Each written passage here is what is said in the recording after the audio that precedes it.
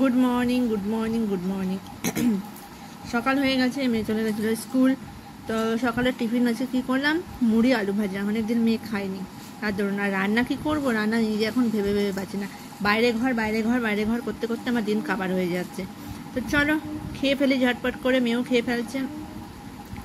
তো তারপরে আসছি রান্না করতে। সিম্পল কিছু করবো, মাছের জন্য বসে বসে মাছ হয়ে গেছি আমি। সেজে গুজে একটু স্টাইল মারতেও ছাড়লাম না, সেজে নিলাম, দেখলাম নিজে একটু কেমন লাগছে না লাগছে, স্টাইল মারলাম একটু। আর এই যে দই বড়াটা কে কে খেতে ভালোবাসো, বিকেলে একটু দই বড়া খেতে ইচ্ছে করলে বলে দই বড়া নিয়ে চলে এসেছিলাম। তো অনেকদিন পর দই বড়াটা খেয়ে একদম শান্তি লাগলো।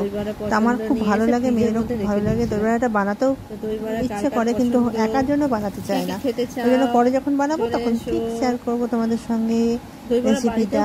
এই যে সেও ছড়িয়ে তোমার সেও ভাজাটা দিয়ে দই বড়াটা খেয়ে নিচ্ছি।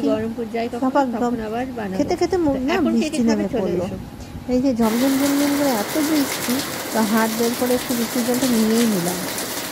কে আমার মতো বৃষ্টি এরকম জলগুলো উপভোগ করো, ভালো লাগে। আমি তো বৃষ্টিতে ভিজতে খুব ভালোবাসি, কিন্তু যেহেতু বিকেল হয়ে গেছে তার জন্য ভিজলাম না, নাহলে কপালে দুঃখ ছিল।